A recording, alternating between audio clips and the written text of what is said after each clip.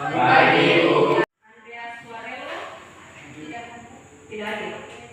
Andio Enfiwelese tidak hadir. Bernadetta Reke hadir, Ibu.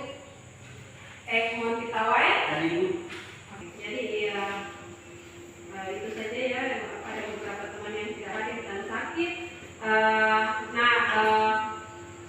Sebelum kita mulai materinya, kayaknya saya minta tolong Juan untuk pimpin ice breaking supaya teman-teman lebih konsentrasi dalam pemahaman materi. Oke, terima kasih atas kesempatan yang diberikan kepada saya, Ibu. Ada toko utama yang nanti kita ambil Peter saja toko utama. Nanti misalnya dia suruh bilang ini, kalau dia bilang Peter suruh duduk, berarti teman-teman duduk. Jadi misalnya kalau dia suruh duduk saja, tidak ada awalan kata Peter suruh duduk, berarti itu kesempatan yang diberikan. Oke teman-teman, mari kita tempuh pembelajaran saat ini tentang membawa sebuah game itu ice breaking. Game ini akan melatih katong konsentrasi. Jadi peraturan mainnya itu nanti ada tokoh utama itu Peter. Jadi nanti misalnya beda suruh misalnya berdiri saya berdiri Peter. Sudah konsentrasi teman-teman. Tepuk tangan. Salah teman-teman. Tadi kan kita bilang kalau tidak suruh tepuk tangan teman-teman.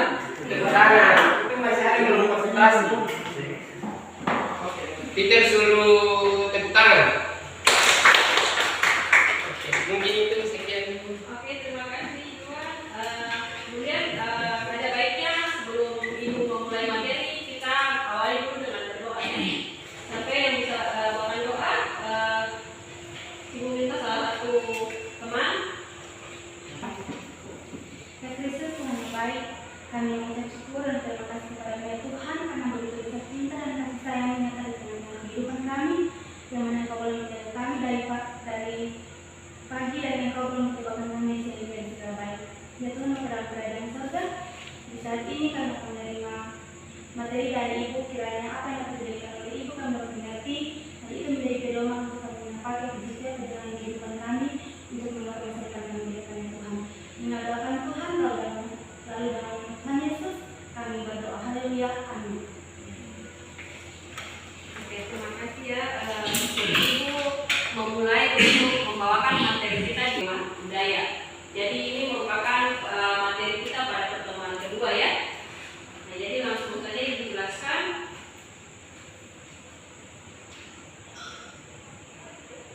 Nah, mungkin sebelum Ibu mulai dulu, Ibu mau tahu pemahaman kalian ada tidak yang tahu penjelasan apa sih itu manusia sebagai manusia yang berbudaya? Ada yang bisa kasih pendapat? Kira-kira kita kan selalu diidentikan manusia itu sebagai makhluk yang memiliki kelebihan dibandingkan makhluk yang lain ya. Karena kita makhluk yang berbudaya. Nah, kata budaya di situ lebih identik kepada apa gitu? Yang membedakan manusia itu sampai tidak sama dengan makhluk-makhluk Tuhan yang lain ya, terutama binatang ya. Nah, ada mungkin yang ini? Ya, silakan. Silakan. Menurut saya manusia sebagai makhluk budaya itu karena manusia yang melahirkan budaya itu sendiri. Jadi Itu saja. iya. Ya, teman yang lain. Kalau saya itu manusia dikatakan sebagai makhluk yang berbudaya, berarti manusia itu memiliki budi dalam bertindak atau menciptakan sesuatu yang membahagiakan dirinya. Itu adalah Oke, ada lagi yang lain? Atau yang lain siapa? Ya, jadi ya, silakan. Oke, terima kasih Bu. Nah, menurut saya manusia sebagai makhluk yang berbudaya itu manusia yang sudah memiliki kebiasaannya sendiri yang dilakukan untuk kebiasaan harinya di hari-hari Dalam keseharian ya. dalam sehari-hari. Oke. Nah, jadi semua benar. Jadi manusia itu memang dia dibedakan dari makhluk yang lain itu karena manusia itu kan dia memiliki akal pikiran. Nah, dari akal pikirannya itu dia bisa bertindak dan bisa membedakan apa yang baik dan buruk. Dan tentu saja dari hasil pikirannya itu juga artinya membawa kebaikan bagi orang lain gitu, sehingga misalnya ya jadi kalau ada manusia yang sifatnya sering merusak ya seluruh alam semesta gitu. Nah, jadi kita kembali kepada definisi budaya. Jadi mengenai hakikat manusia sebagai makhluk budaya ini ada beberapa submateri yang akan dibahas lagi. Jadi pertama konsep budaya itu sendiri, kemudian manusia sebagai makhluk berbudaya, kemudian budaya alam. Nah, itu kembali kepada konsep budaya itu sendiri. Nah, jadi budaya ini muncul memang dari bahasa Sanskerta ya, awal mulanya berasal dari bahasa Sanskerta yang berarti budaya, yang merupakan yang jamak dari budi atau akar. Dari kebutuhan dasar manusia ya. Jadi kalau manusia itu kan dia dilihat sebagai makhluk biologis, kemudian makhluk sosial. Nah, tentu saya sebagai makhluk biologis dia punya kebutuhan dasar seperti makan, minum, mencari tempat tinggal dan sebagainya ya. Dan dulu kan manusia itu awal mula untuk memenuhi kebutuhan dasarnya itu mereka ibaratnya berburu, meramu ya, kemudian bercocok tanam.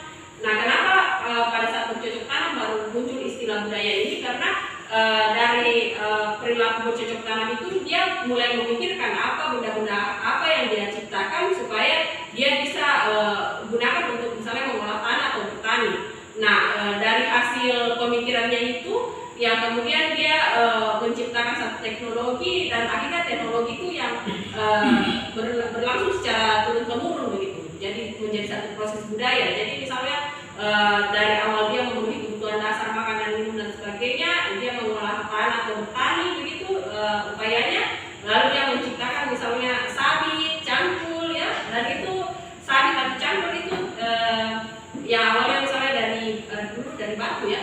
Ya, jadi dari batu dia asah menjadi tajam dan sebagainya, dia pakai untuk mengolah tanah, dan sekarang dimodifikasi menjadi sudah ada gagangnya ya, sudah bagus bentuknya begitu. Nah, tapi dari awal pemikirannya itulah yang pemikiran itu yang berlangsung secara diteruskan diwariskan sehingga dia menjadi satu budaya gitu. Nah, kemudian budaya merupakan cipta, rasa, dan karsa, sedangkan kebudayaan merupakan hasil dari cipta, karsa, dan rasa itu sendiri ya. Nah, jadi ada beberapa definisi budaya di sini, nanti kalian bisa lihat, misalnya dari Pencara Minggat yang mengatakan kebudayaan sebagai seluruh sistem gagasan, tindakan, dan hasil karya manusia dalam rangka kehidupan masyarakat yang menjadikan milik diri manusia dengan cara belajar. Jadi kalau budaya ini memang kita peroleh dari cara belajar ya. Jadi awal mula bayi lahir itu kan dia tidak tahu sistem aturan atau norma yang ada dalam keluarganya. Nanti ketika misalnya dia lapar, dia menangis dengan kencang, lalu ibunya misalnya membawakan susu atau apa dan melarang dia untuk berteriak seperti itu, ketika itu kan salah satu sistem nilai gitu. Jadi kemampuan lain yang didapat seseorang sebagai anggota masyarakat. Dan terakhir Selosomarjan dan Soleman Sumardi yang mengatakan kebudayaan merupakan hasil sarana dari karya, rasa, dan cipta masyarakat ya. Dan terakhir Lapington yang mengatakan kebudayaan sebagai konfigurasi dari tingkah laku dan hasil laku yang unsur-unsur pembentukannya didukung serta diteruskan oleh anggota masyarakat tertentu. Nah, ini masih beberapa definisi budaya, itu melanjutkan saja, nanti kalian bisa baca saja dari slide ibu ya. Ini sangat banyak memang definisi dari budaya itu sendiri. Nah, berasal dari kata humanus yang artinya terpelajar ya. Jadi kalau dianggap tidak terpelajar ya itu bukan manusia. Jadi seperti itu. Mungkin dia makhluk gaib atau apa gitu kalau dia tidak terpelajar. Jadi di sini kata manusia itu dia menunjuk kepada kata humanus atau terpelajar ya. Nah, manusia dalam bahasa Indonesia berasal dari kata manu atau Sanskerta yang berarti makhluk yang berakal budi dan memiliki kemampuan untuk menguasai makhluk lain. Nah, kemudian manusia juga sebagai makhluk budaya berarti manusia merupakan makhluk yang memiliki kelebihan dibandingkan makhluk yang lain ya. Jadi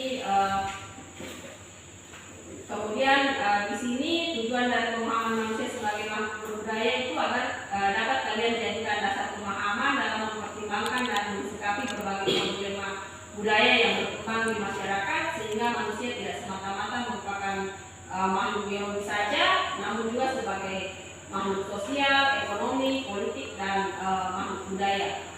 Nah, itu saja kayaknya untuk pemaparan Ibu ya.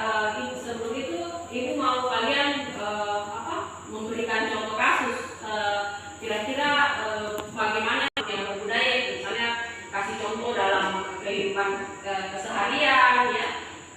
Misalnya manusia terkait dengan kepatuhan nilai-nilai moral atau hukum di masyarakat atau apa gitu. Ada yang mau kasih contoh? Kasih contoh kasus saja dalam keseharian kita, apalagi kan misalnya saja contoh kasusnya sekarang kan dalam berkendaraan ya, itu sudah ada aturan baru bahwa yang dulunya itu kita takut mungkin ketika melihat polisi di jalan, sekarang sudah diubah begitu dengan munculnya yang kita lihat kita takut ditilang, tapi dengan digantinya polisi tersebut menjadi CCTV, apakah lebih baik atau tidak begitu bagi kita gitu, ibaratnya kita bisa lebih patuh terhadap rambu-rambu lalu lintas itu, atau kita malah sebaliknya gitu. Atau kalian bisa kasih contoh misalnya bagaimana tindakan manusia sebagai makhluk berbudaya terhadap pengelolaan lingkungan alam ya, atau kehidupan bermasyarakat dalam menerima keberagaman, terutama di Maluku ini kan kita sangat multikultural gitu. Jadi beragam suku bangsa ada di wilayah Maluku ini gitu. Jadi Ibu lihat kan di sini masyarakat yang ada dari luar kan itu sangat senang kayaknya datang dan hidup di sini, berbaur dengan masyarakat asli Maluku karena mereka bisa diterima dengan baik gitu. Nah, jadi Ibu mau kalian kasih contoh-contoh kasus Peter saja. Peter mungkin ada yang bisa kasih contoh kasus bagaimana Peter melihat manusia sebagai makhluk yang berbudaya, yang dalam kehidupan hari-hari yang kita lalui, dalam kehidupan keseharian kita misalnya.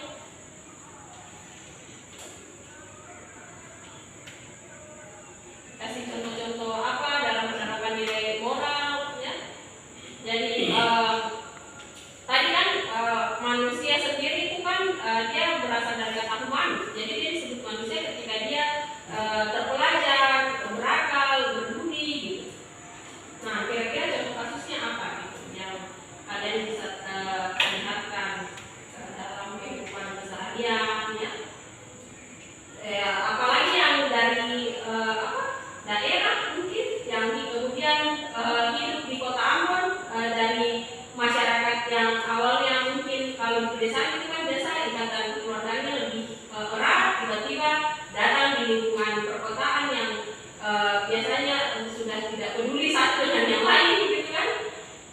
Jadi kalau yang ini contoh kasus yang Ibu tanyakan yang dia silakan. Mungkin contoh kasusnya di lingkungan kampus sih. Iya. Di lingkungan kampus ini kan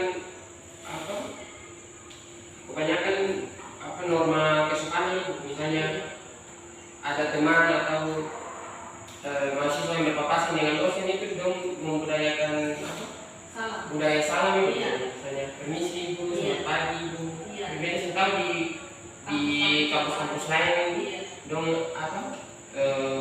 menerapkan budaya itu ke sini. Iya, jadi benar seperti yang Juan kemukakan, memang Ibu awalnya datang ke sini sangat aktif sekali juga dengan budaya itu gitu. Jadi di kampus sebelumnya itu tidak menerima, tidak ada budaya seperti itu. Bahkan ketika kita lewat dan berpapasan, biasa mahasiswa kadang hanya beberapa saja yang mau menyapa. Setelah itu mereka tidak, itu mungkin antara segan, takut atau apa. Tapi di sini setiap berpapasan dengan mahasiswa, walaupun itu bukan mahasiswa Ibu gitu, tapi sangat ramah gitu. Nah, jadi saya harapkan memang sikap-sikap seperti itu dapat terus membudaya di kampus kita, supaya walaupun kampus kita sudah menjadi universitas ya, walaupun mungkin sekarang masih institut, jadi semua masih bisa dekat dan saling kenal, tapi ketika kita menjadi satu kampus yang besar, budaya-budaya yang positif seperti itu tidak hilang. Nah, ada lagi yang bisa kasih contoh kasus? Kasih contoh saja, Eka? Dalam maksudnya manusia sebagai makhluk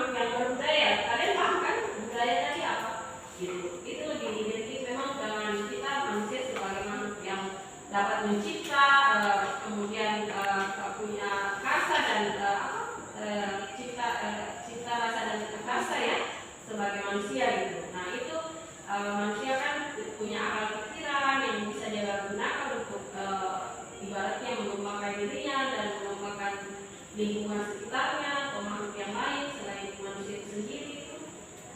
Nah kalau kasus-kasus di Maluku sini mungkin ada yang ini ya salah satunya mungkin dalam perkembangan kota Maluku ini kan yang kalian bisa lihat mungkin tidak sama dengan wilayah lain di Indonesia.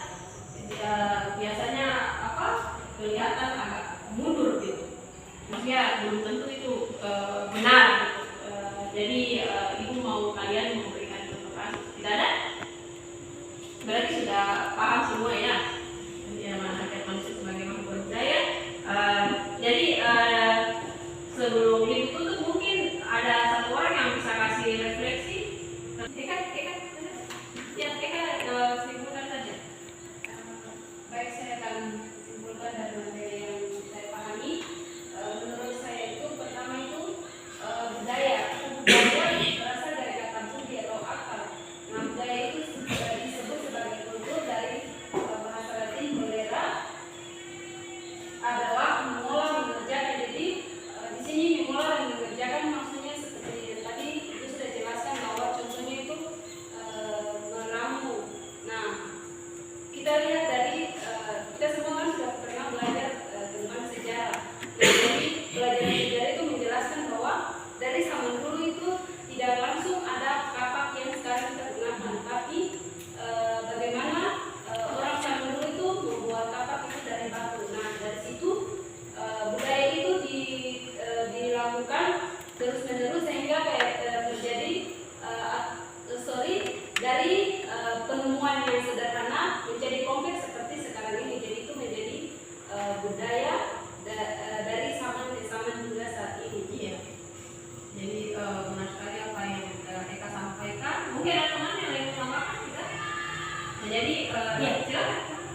Oke, baik, terima kasih singkatannya terkait pemahaman saya terkait dengan penjelasan tadi. Ibu sudah menjelaskan terkait dengan manusia sebagai makhluk berbudaya.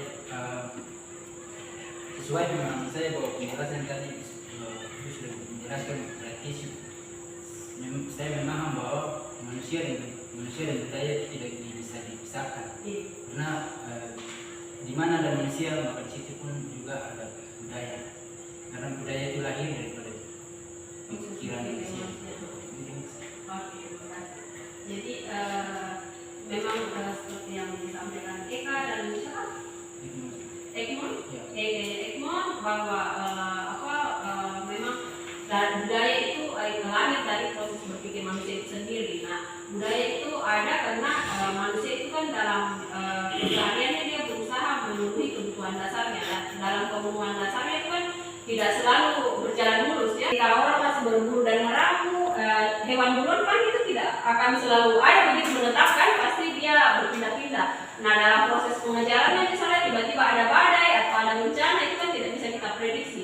Dan dari situ manusia bisa belajar, misalnya kalau langit gelap itu tandanya mau hujan atau angin kencang, mungkin bisa ada badai atau apa. Nah, itu semua merupakan proses belajar yang kemudian ibaratnya diwariskan secara turun-temurun dan dia menjadi satu proses berbudaya. Jadi bagaimana manusia misalnya dulu awalnya belum mengenal adanya kampak, tiba-tiba dia menciptakan misalnya dari batu, kemudian diasah menjadi tajam, lalu mungkin ada jadi dalam berbudaya itu selalu ada trial error. Ya, jadi ketika ada hambatan diubah lagi. Jadi seperti kita lihat sekarang, dulu kan kita tidak pernah belajar menggunakan infokus seperti ini, hanya di papan tulis. Tapi karena memudahkan, dan itu budaya selalu manusia bentuk itu yang memudahkan mereka gitu. Jadi seperti misalnya juga belajar online sekarang ya, dulu kita tidak bisa berjumpa dengan orang lain kecuali kita memang langsung ke negaranya. Tapi sekarang kita bisa bertatap muka dengan orang-orang di luar sana dengan menggunakan teknologi. Yang itu semua merupakan bentuk dari proses budaya belajar. Jadi manusia menciptakan benda-benda teknologi yang memudahkan kehidupannya itu, terutama dalam pemenuhan kebutuhan dasar manusia. Nah, kalau tidak ada lagi, mungkin sampai di sini saja Ibu akhiri pertemuan kita. Kita bertemu di minggu mendatang, dan sebelum Ibu tutup, mungkin ada salah satu lagi yang bisa membimbing kita dalam doa. Ibu dan teman-teman, sebelum kita mengakhiri pelajaran kita, mari kita bersama dalam doa. Dalam nama Bapa dan Putra dan Roh Kudus. Amin. Allah Bapa yang Maha Kasih dan Maha Penyayang, bersyukur kami aturkan padamu, dan urang akan kasih Engkau telah membimbing kami mulai dari proses belajar hingga akhirnya Bapa. Biarlah apa yang telah menjadi